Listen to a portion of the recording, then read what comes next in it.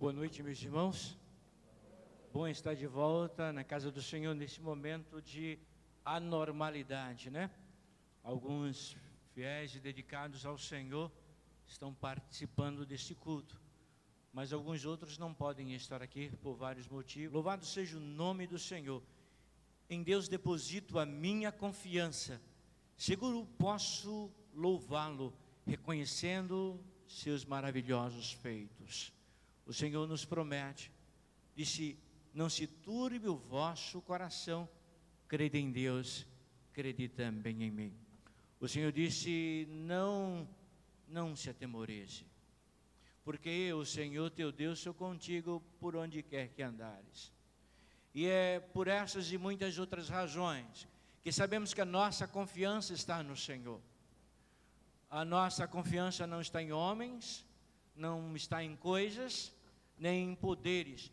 A nossa confiança está no Deus que fez os céus e a terra, o Deus todo-poderoso, soberano, absoluto de todas as coisas, em quem nós confiamos, dedicamos a nossa vida, entregamos todo o nosso ser, e hoje nos reunimos nesta noite para adorar a este Deus, soberano, absoluto, cheio de graça e amor, e Ele há de se alegrar com o nosso louvor e com a nossa adoração.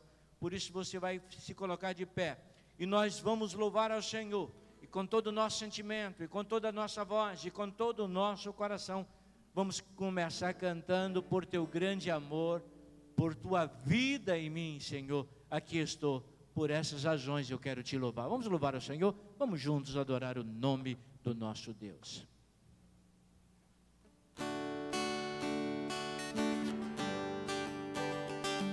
Louve ao Senhor e diga: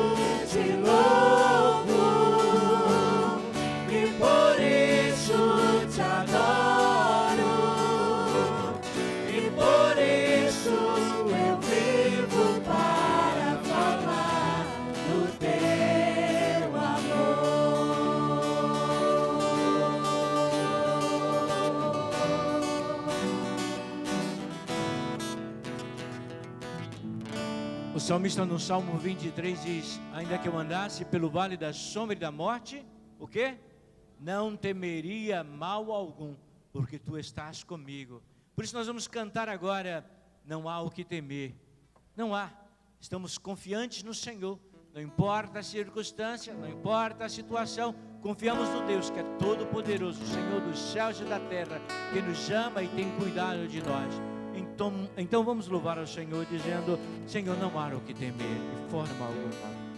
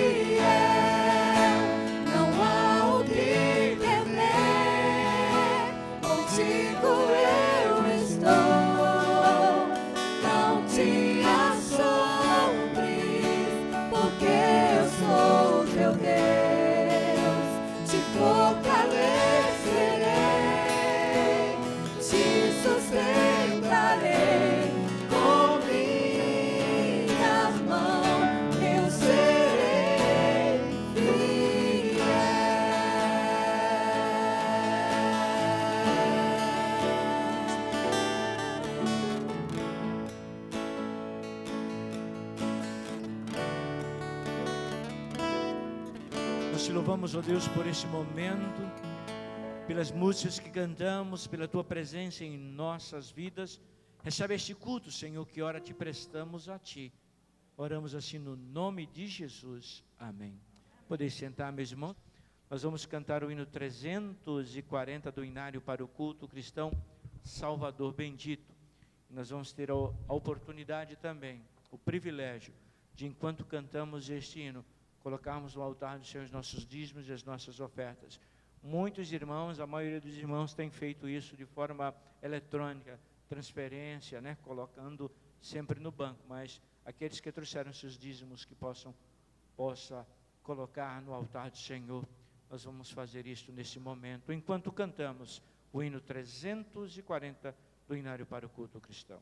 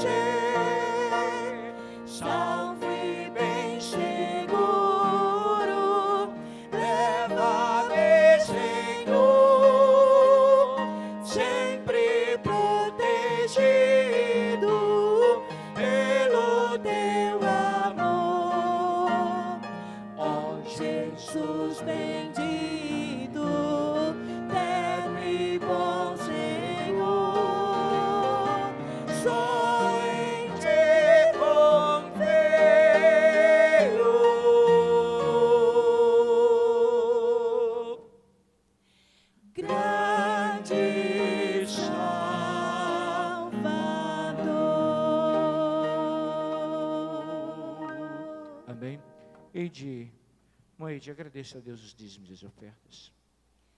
Senhor, nosso Deus, obrigada por este momento, quando estamos em Tua casa, louvando, exaltando o Teu santo nome.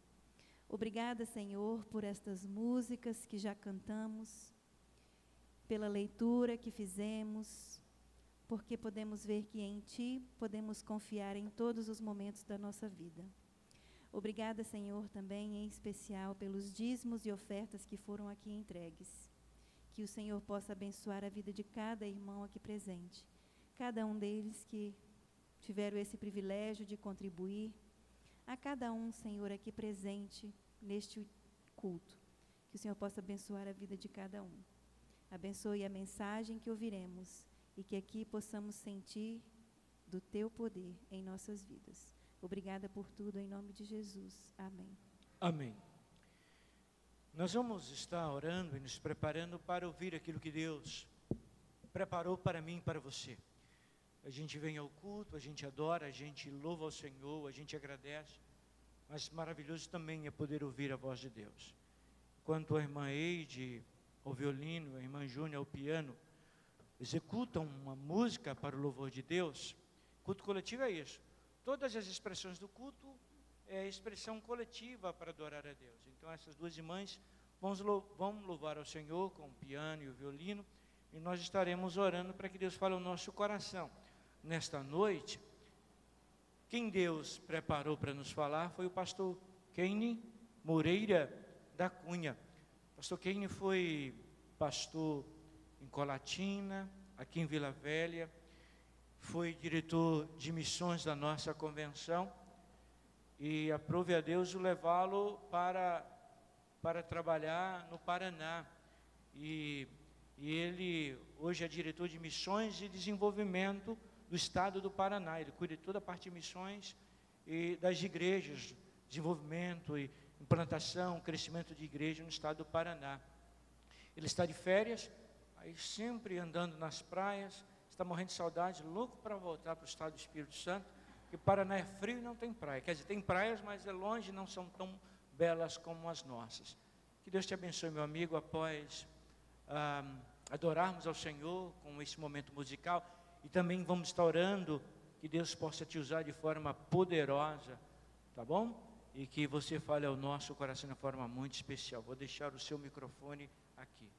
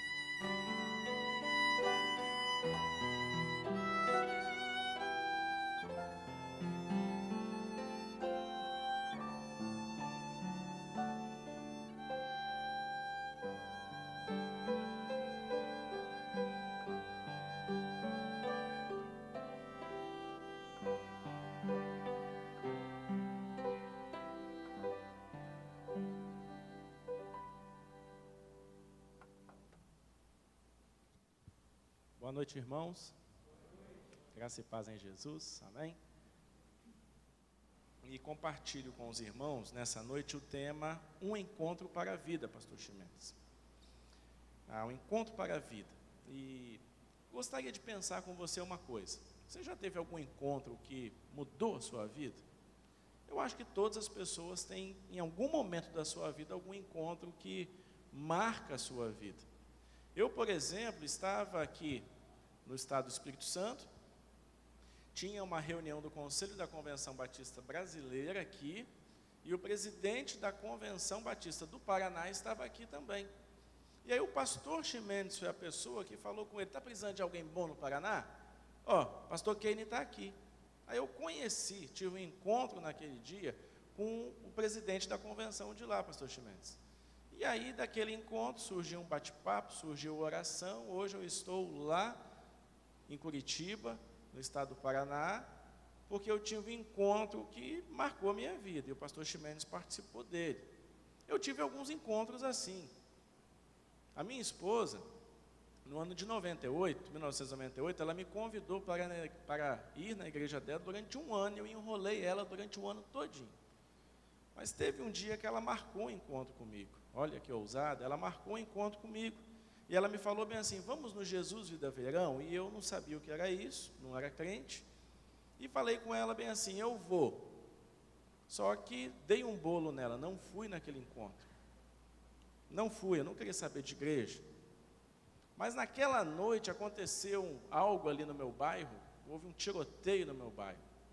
E eu, naquela ânsia de ajudar a pessoa que estava alvejada no carro, essa pessoa que estava no carro era um policial, e ele viu o vulto chegando, ele achou que era a pessoa que tinha atirado nele. Ele deu alguns tiros. E aquilo passou perto de mim. Naquele dia eu tive um segundo encontro com a minha esposa. Todo mundo foi para a rua ver o que tinha acontecido, e ela falou: está vendo o caminho que você está procurando? Esse é o caminho de morte, você vai para o inferno. E se você não quiser Deus, você não tem solução. Naquele dia eu fiquei preocupado, fiquei pensando, e no segundo encontro com ela, eu então comecei a pensar sobre Deus, pensei sobre a salvação, pensei que se eu tivesse morrido ia para o inferno mesmo, eu passaria uma eternidade sem Deus. E naquele dia eu decidi: eu vou então nesse Jesus Vida Verão.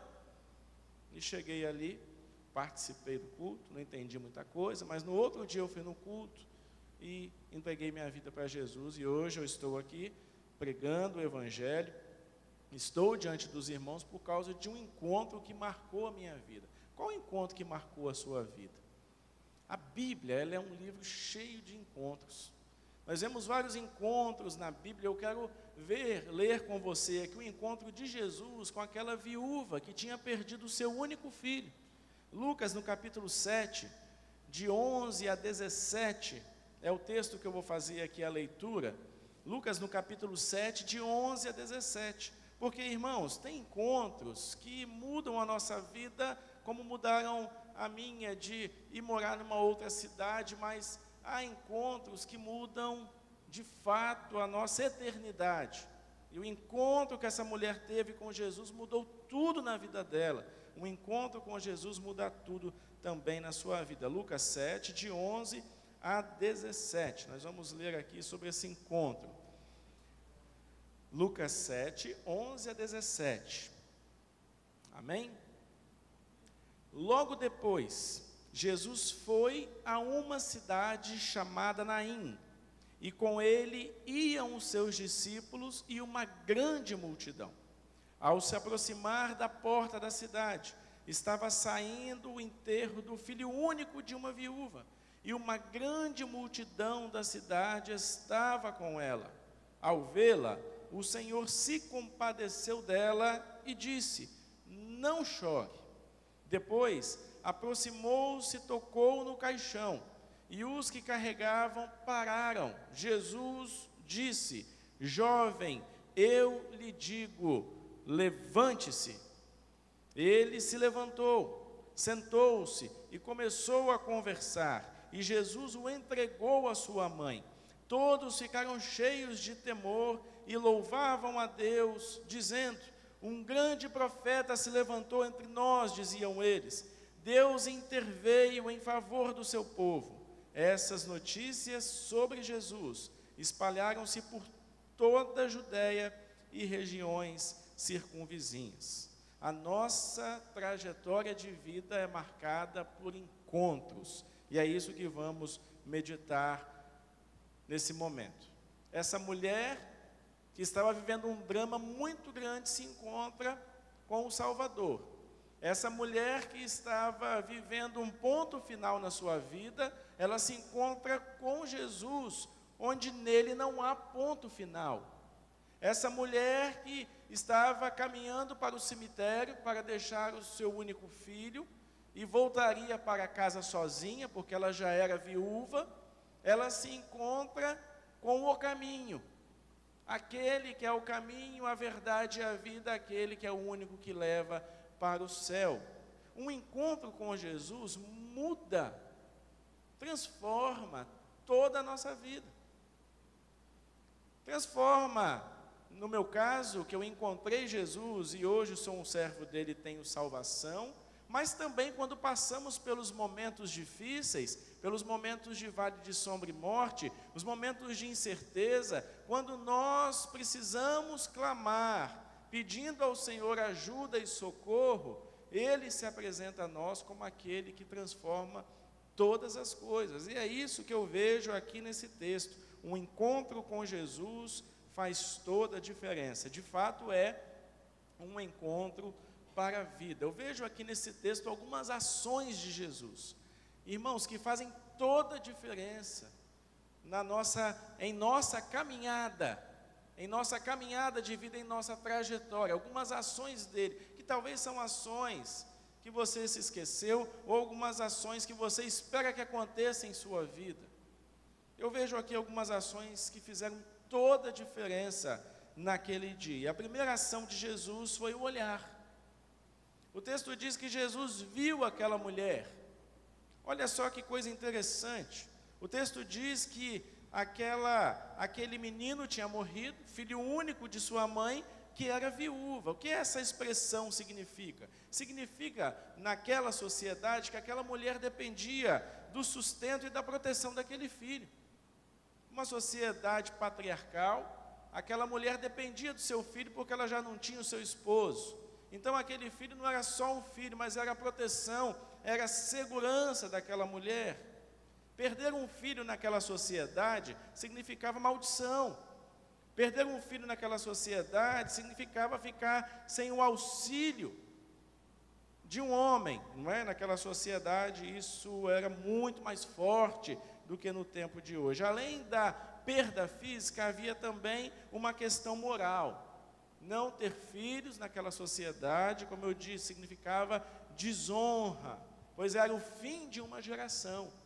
Se você olhar o Antigo Testamento, pegar alguns profetas, como Jeremias, Amós, Zacarias, você percebe no texto que eles escrevem, inspirado por Deus, que toda vez que eles vão comparar a sociedade de Israel, eles colocam a perda de um filho como um significado de catástrofe, como um significado de castigo de Deus. Olha lá, você vai ver Jeremias 6:26, Amós 8:10, Zacarias 12:10. Eles comparam isso, uma catástrofe, um castigo de Deus como uma mãe sem filho. Imagine só a situação dessa mulher diante disso tudo que nós falamos. O texto diz que aquela mulher está saindo da cidade de Naim, uma cidade que era bem próxima, na beirada de uma rodovia muito importante de Israel daquela época. Essa rodovia existe até hoje, muito importante. Aquela mulher está saindo da cidade, saindo porque nas cidades daquela época não era permitido enterrar um filho, contaminava a cidade. Nenhum morto ficava dentro dos muros da cidade, eles eram enterrados fora, no cemitério. Ela estava cercada de uma grande multidão, o texto diz isso no primeiro versículo. Havia uma grande multidão com ela, e essa multidão lamentava a sua perda. Só que o detalhe aqui, irmãos, é que Jesus viu aquela viúva. Jesus, ele não viu somente um cortejo fúnebre. Jesus não olhou uma multidão, mas os olhos de Jesus, o olhar do Salvador, recaiu sobre uma única pessoa, e foi sobre aquela viúva. ele não olhou somente para o lado sentimental, a dor dela, mas Jesus olhou para o peso que estava sobre aquela mulher. O olhar de Jesus focado num único alvo. O alvo que era aquela mulher, uma mulher que sofria, uma mulher que estava em grandes dificuldades.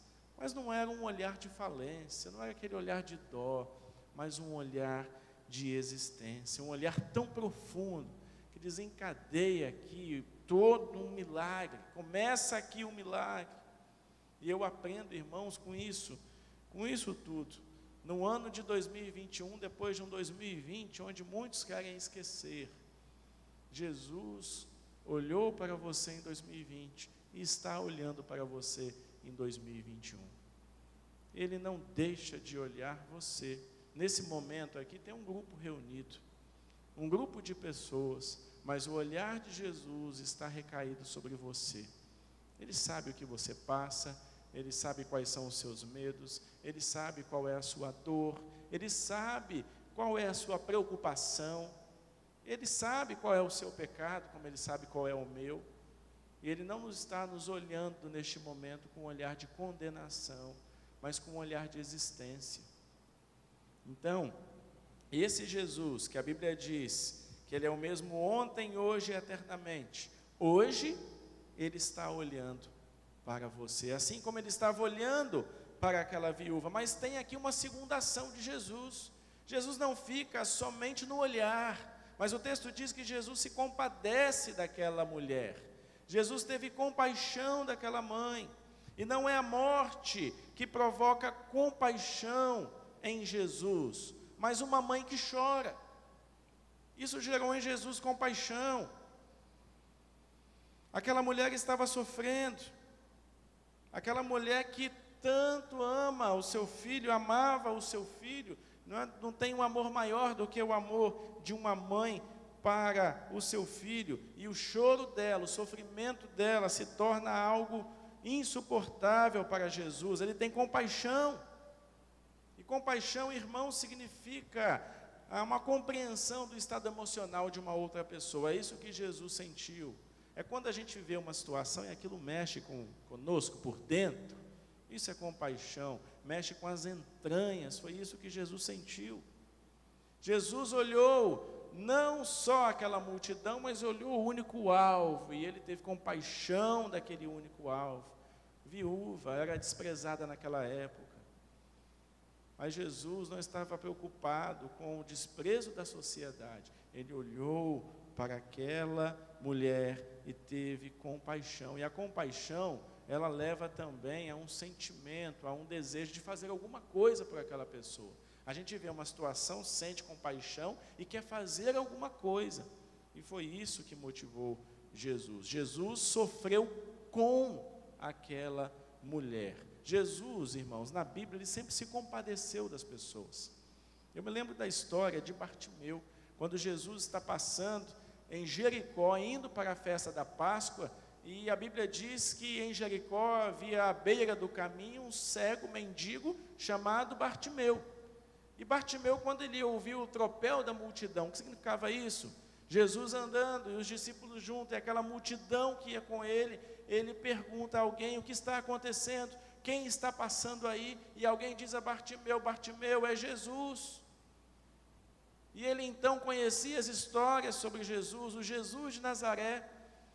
E ele então, quando ouve que é o Jesus de Nazaré, lembra das histórias dos milagres, porque ele ouvia isso. Naquela época não tinha WhatsApp, não tinha e-mail, então era tudo falado, e ele ouvia que tinha alguém de Nazaré chamado Jesus operando milagres, sinais e maravilhas. Ele toma uma decisão, está lá em Marcos no capítulo 10, e a decisão é clamar.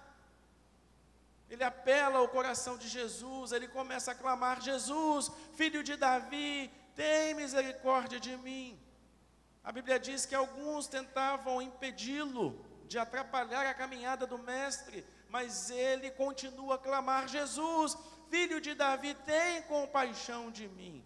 A Bíblia diz que Jesus para, manda chamar o cego, pergunta ao cego: o que você quer que eu te faça? E ele fala: eu quero ver, Senhor. Jesus faz o milagre, ele tem a sua visão restaurada, mas ele não queria só ver por ver, ele queria ver um caminho. E a Bíblia diz que Jesus continua o seu trajeto, e Bartimeu faz o quê? Segue Jesus estrada fora. Ele queria seguir o caminho. Ele recebe a visão e segue o caminho. Irmãos, o Salvador para quando nós clamamos. A Bíblia diz que Jesus, ao ver as multidões, lá em Mateus, no capítulo 9, o verso 36, ao ver as multidões, teve compaixão delas, porque elas andavam aflitas e exaustas, como ovelhas sem pastor. Se Ele é o mesmo ontem, hoje e eternamente, além de olhar para nós, Ele se compadece de nós, nas nossas lutas, dificuldades. Quantas vezes estamos como esse cego mendigo? Quantas vezes estamos como as multidões que estão com fome e a gente não consegue saciar a nossa fome? Quantas vezes as dificuldades chegam, batem a porta e pensamos que estamos sozinhos? Às vezes o nosso cônjuge, às vezes a pessoa da nossa família, o amigo mais chegado não sabe a angústia que estamos passando. Talvez uma prisão de depressão, qualquer coisa nesse sentido. É nesse momento que nós temos a oportunidade de experimentar não só o olhar de Jesus, não só o olhar de existência, mas também a compaixão de Jesus. Se o mundo não tem compaixão de você, Jesus tem. O Salvador tem. O Criador do mundo tem compaixão de você. Mas eu vejo aqui uma terceira ação. Além do olhar de Jesus, da compaixão dele, eu também vejo aqui o conforto de Jesus, quando ele diz para aquela mulher: não chores. E é o versículo, pastor, o senhor que é um estudioso, que eu não entendia quando me converti, que eu falei: Jesus, como assim, Jesus? Deixa a mulher chorar. Ela perdeu o seu único filho. Ela merece ter um momento de choro. Eu não entendia isso. Nesse momento aqui, um novo convertido, eu falei: Jesus foi um sem noção aqui, dizer para a mulher para não chorar. Claro que ela tem que chorar.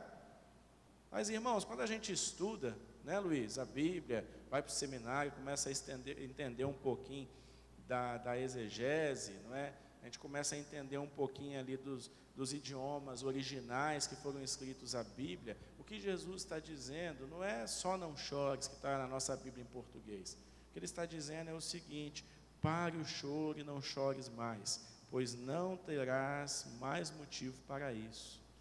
Ou, em outra tradução resumida, não chores ainda. É isso que Jesus está dizendo. Não chores ainda. O que Jesus estava falando para aquela mulher era uma palavra assim: olha, eu estou aqui, eu estou te vendo, eu me compadeço de você, mas não chores ainda, porque a sua história não terminou, não vai terminar assim, eu vou mudar esse final trágico, eu estou aqui. É isso que Jesus está dizendo para ela. A Bíblia diz que aquela mulher saía da cidade de Naim com uma multidão acercando ela, e aquela multidão que acercava aquela mulher era uma multidão de tristeza, de luto, de sofrimento, de dor. Mas o verso diz, se você olhar aí, nós lemos que Jesus estava passando na porta daquela cidade, e com ele havia uma grande multidão, uma multidão muito especial. Se havia dor naquela multidão, na multidão que andava com Jesus, havia festa. Todo lugar que tem crente é um lugar de festa. Imagine Jesus com os discípulos e aquela multidão, o povo festejando, cantando salmos, o povo lembrando do Antigo Testamento, o povo falando: olha, você viu o que Jesus fez? Como ele levantou aquele homem que estava morto, você viu como ele deu vista ao cego, você viu que ele levantou aquele homem que estava adoecido, você viu como Jesus expulsou aquele demônio. Aquela multidão de Jesus era uma multidão de festa e alegria, multidão da morte e multidão do outro lado da vida. E aí Jesus chega ali com a sua multidão da vida, fala para ela: não chores, não acabou ainda. E aí teve um outro ato, uma quarta ação de Jesus, que é a proximidade de Jesus. Além de Jesus olhar aquela mulher, ter compaixão dela, dar essa fala inicial para ela: não chores. O texto diz que Jesus se aproximou, o verso 14 está escrito isso. Jesus se aproximou, depois de consolar aquela viúva, Jesus faz um gesto importante, ele se aproxima de onde está a causa de todo o drama daquela mãe. Ele se aproxima daquele menino morto. O verbo aqui usado para essa ação pressupõe, e exige que alguma coisa seja feita, porque não basta só a compaixão passiva. O objetivo de Jesus não era só sentir compaixão e deixar que a caravana da morte chegasse ao cemitério. Mas aqui a expressão leva e se faz necessário aqui uma ação ativa em favor daquele estado dramático que aquela mãe estava vivendo. E eu acho bacana aqui é que ninguém chegou para Jesus e falou: Jesus, faz alguma coisa, olha ela é viúva, faz alguma coisa por ela. Ninguém precisa falar nada para Jesus. Ele, pela sua própria iniciativa, se aproxima daquela mulher, diz a ela: não chores, e chega ali perto do caixão. Queridos, para aquela mãe, não tinha mais o que fazer. A morte chegou e decretou o fim para ela. Tem um ditado que diz, não é? Que tem jeito para tudo, só não tem jeito para a morte. Em certo sentido, esse ditado é a pura realidade. Mas com Jesus, tudo muda. O ponto final se torna vírgula. Adoeceu, Jesus pode trazer a cura. Perdeu, Jesus pode restaurar todas as coisas. Mas Jesus faz uma quinta ação, que é o toque de Jesus. Jesus não só se aproximou daquele caixão, que representava toda a derrota daquela mãe, que representava o fim da existência daquele filho. Jesus, além de se aproximar, ele toca no caixão. Naquela época, os mortos eram colocados numa maca, envolto em lençóis, não era um caixão fechado, como a gente tem aqui na nossa sociedade, na nossa cultura. Era um leito, e aquele jovem foi colocado naquele leito. E segundo as leis cerimoniais da religião judaica, ninguém poderia tocar num morto, seja animal, seja gente, porque se uma pessoa tocasse no morto, ele ficava impuro, e ele não podia então cultuar no templo, não poderia prestar sacrifícios. Mas Jesus está acima disso tudo. Jesus está acima de toda religiosidade humana. Jesus chega, se aproxima daquele caixão, como eu disse, representava o fim. E Jesus então, ele toca naquele caixão. Ele toca naquela dificuldade. Irmãos, é assim que Jesus age na nossa vida. Tem alguma coisa morta ou morrendo na nossa vida, ele toca. Tem um cântico que diz: apenas um toque. É verdade, apenas um toque. Ele toca na nossa angústia. A nossa oração precisa ser: Senhor, toca na minha angústia, toca na minha dor, porque apenas um toque, irmãos, ele vai transformar tudo. E foi isso que Jesus fez. Tem coisa mais difícil que a morte? Ele vai lá e toca. Interessante é que ele chega no caixão, toca naquele defunto, e a Bíblia diz que aqueles que o carregavam pararam. As pessoas pararam. E aí eu fico pensando a reação da multidão. Para aqueles que andavam com Jesus, com certeza eles estavam assim pensando: será que vai acontecer de novo? Será que o milagre vai acontecer novamente? A multidão da vida que estava com Jesus deve ter pensado isso. Vai acontecer novamente. Ele vai operar. E eles ficaram ali como aqueles torcedores que esperam o pênalti ser batido para comemorar o gol. Eles estavam assim já esperando. E aquela multidão da morte que estava com a mulher pensando: quem é esse doido? O que esse camarada vai fazer? Não pode tocar no morto, e ele está tocando. Aí vem a última ação de Jesus. A palavra de poder de Jesus, quando ele toca naquele caixão e fala: jovem, eu te mando, levanta-te. O milagre acontece pelo poder da palavra de Jesus. Levanta-te, que significa desperta-te. Jesus dá uma palavra de ordem. Ele dá uma palavra para que a morte batesse em retirada, para que a vida reassumisse o corpo daquele jovem.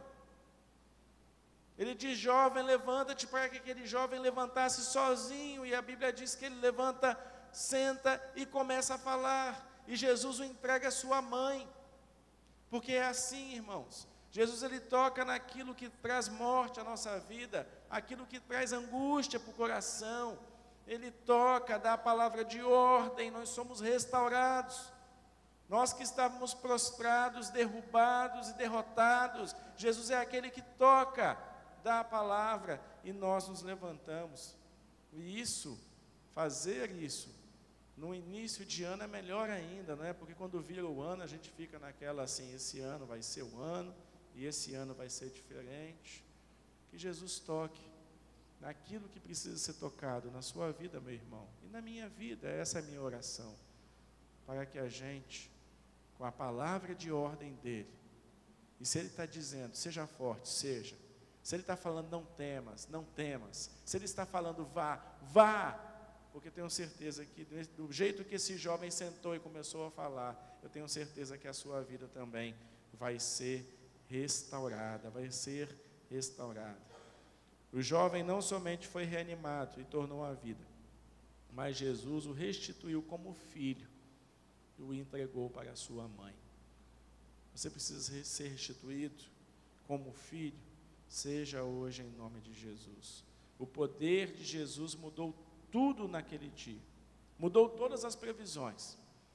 O que era morte, dor e saudade, se transformou em vida. Mudou o itinerário da multidão. A multidão tinha um caminho, cemitério, enterra ali o menino, e todos voltam para casa, e aquela viúva ia ficar sozinha, sem ninguém ao seu lado. Esse era o itinerário deles. Mas o texto diz que Jesus o restitui a sua mãe, e ele volta para casa com ela. Mudou o humor do grupo. Era choro, era tristeza, se transformou em alegria, júbilo e festa, porque a Bíblia diz que de todos ficaram cheios de temor. Aí são todos, não é a multidão que estava com Jesus, e nem só a multidão que estava com a mulher. A Bíblia diz que todos glorificaram a Deus, dizendo: um grande profeta se levantou entre nós, Deus visitou o seu povo, e aquela notícia se espalhou por toda a região e regiões circunvizinhas. Jesus mudou o presente e o futuro daquela família. O poder de Jesus acabou com todas as esperanças falidas e reacendeu a fé no coração daquela mãe e daquela multidão. Jesus quer fazer isso. Abaixe sua cabeça, vamos orar? Ore aí ao Senhor, do jeito que você ora a Deus. Eu não sei, querido irmão e irmã, como está a sua vida, como está o seu coração. Eu não sei quais são as suas angústias, seus medos, mas eu aprendo aqui nessa palavra que Jesus ele pode trazer vida naquilo que está morto. Talvez a espiritualidade que está fraca, talvez a espiritualidade que está agonizando, talvez a espiritualidade que está no respirador, porque não consegue mais sozinho. E aí Jesus é aquele que chega e te olha nessa noite. É aquele que sente compaixão de você.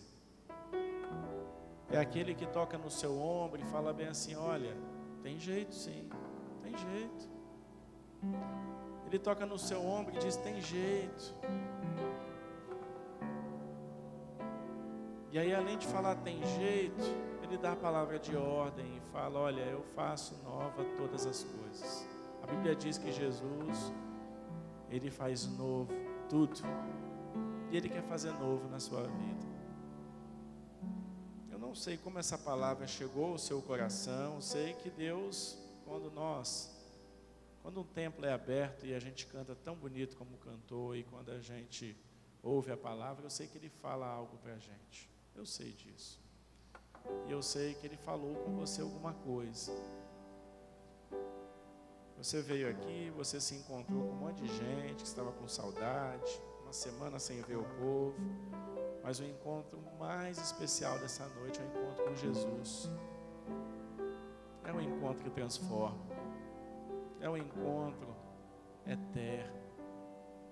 E se Ele está falando ao seu coração, ministrando a sua vida, se Ele está te desafiando a alguma coisa, tome a decisão nessa noite. Senhor, faça em mim como fez naquele jovem.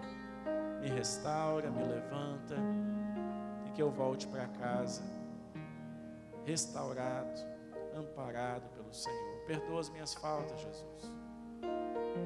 Me ajude a ser um crente melhor, me ajude a conquistar almas para Ti. Tome uma decisão ao lado do Salvador. Dê aquele passo que você está esperando tanto para dar.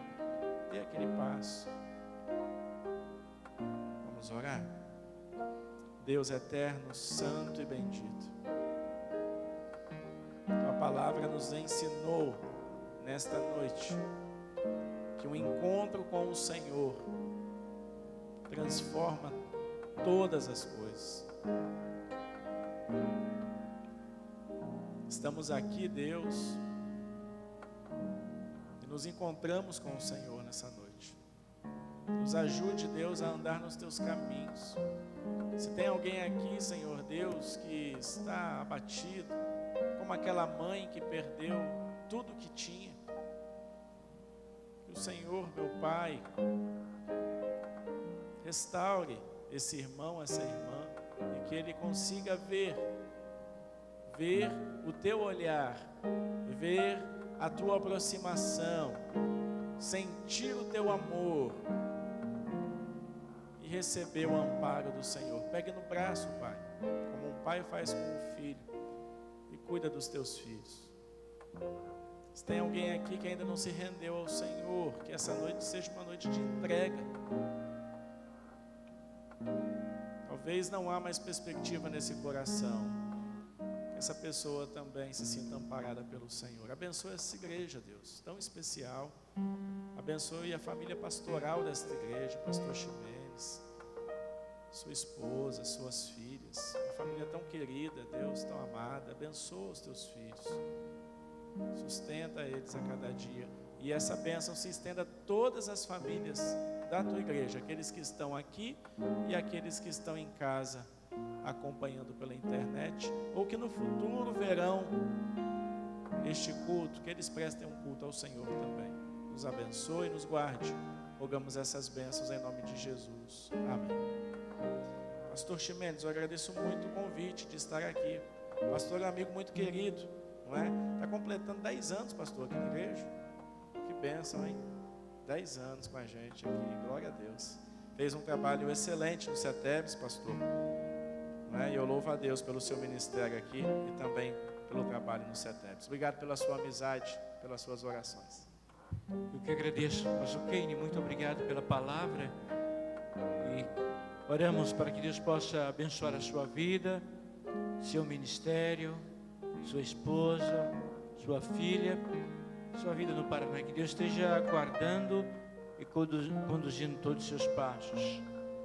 Deus te abençoe. Nós, irmãos, começamos mais uma semana na presença do Senhor. Seja qual for a situação, seja qual for o momento, seja qual for a circunstância, há um nome sobre todo nome. Este nome há de se dobrar todo o joelho e toda língua há de confessar. Este nome é um doce nome, é o nome de Jesus. Nós vamos terminar o nosso culto cantando o doce nome. Sabe, maravilhoso nome é, poderoso é este nome, o doce nome de Jesus. E nós vamos cantar assim, só de ouvir tua voz, de sentir teu amor, só de pronunciar o teu nome, os medos se vão. Vamos cantar? Você vai ficar de pé e nós vamos terminar cantando esta linda canção. E vamos fazer desta última música, sabe, a nossa oração. Diga isso para Deus, só de ouvir tua voz.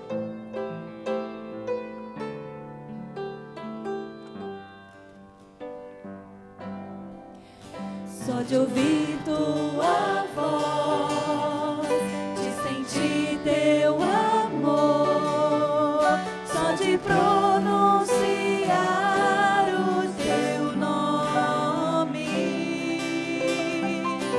os meus medos se vão, minha dor, meu sofrer, pois de paz tu inundas meu ser.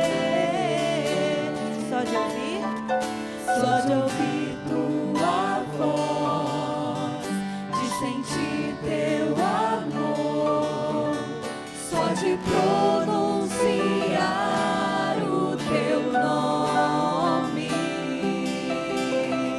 os meus medos se vão, minha dor, meu sofrer, pois de paz tu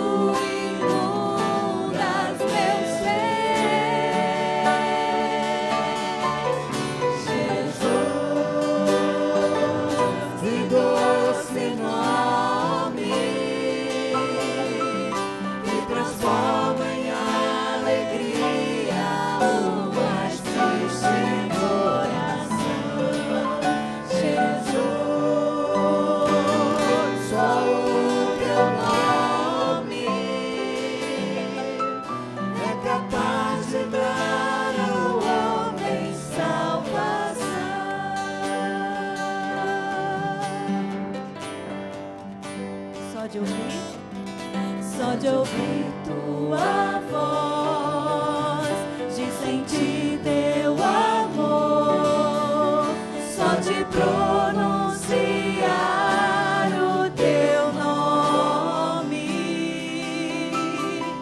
os meus medos se vão, minha dor, meu sofrer, pois de paz tu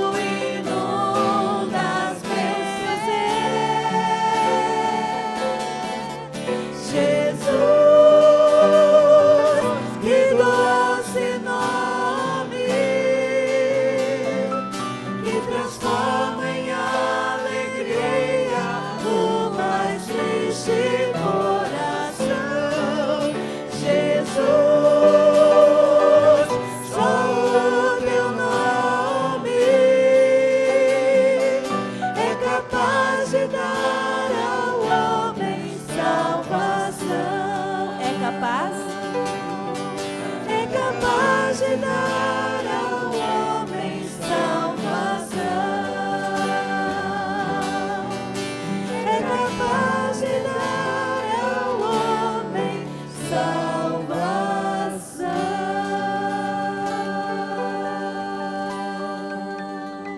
E agora que o amor de Deus, a graça salvadora de Cristo Jesus e a comunhão e as consolações do Espírito Santo possam ser com todos que aqui estão e com o povo de Deus espalhado em toda a face da terra, agora bem como para todos sempre.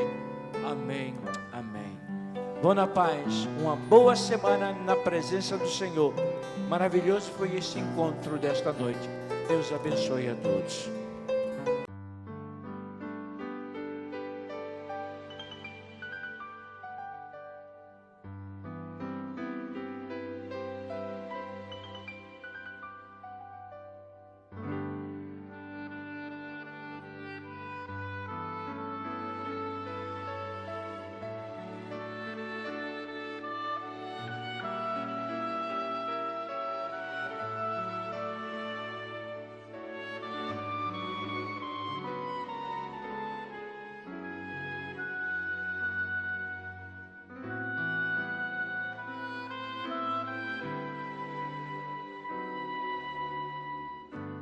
Que o Senhor te abençoe